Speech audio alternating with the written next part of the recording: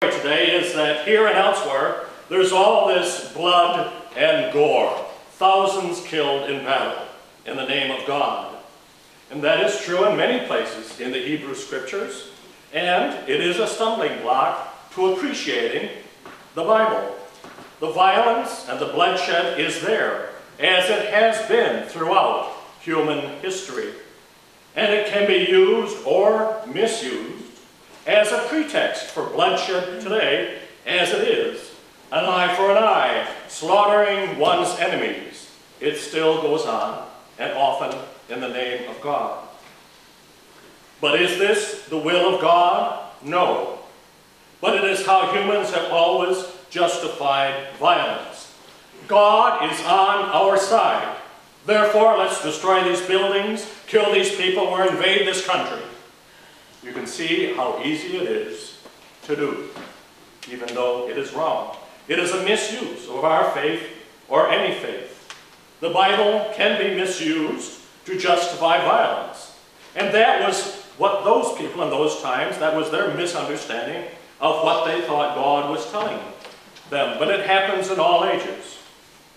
Now, there are punishments and consequences for our actions. But the overarching theme of the Scriptures is that God is a God of justice, not vengeance. God is a God of steadfast love and faithfulness, even love for all people. That's the primary message. And so amid all of these problematic stories and passages, there is that overarching message and spirit of love, of justice, and mercy. That's the main theme. And now again, getting back to our story today, it's about Deborah. She's a judge and a prophet, that is, a seer. Now, if she was only the wife of a prophet, the text would have said that, but it doesn't. She is a prophet, one of several female prophets in the Old Testament. They're there. And so here we have Deborah, one of the great figures of the Bible, a prophet and a judge. And she is, of course, a woman. Now, the Bible does reflect the patriarchal culture of its time, just as in many parts of the world today. But even so, within that patriarchal culture, Deborah is a leader. She is respected. She is one of the leaders of Israel as a judge and as a prophet. Women can be leaders even in the Bible. Now, how is that relevant? Well, during this past campaign, the largest Protestant denomination came out and said, it is not biblical for women to be pastors or leaders, but they can be vice president. Weird.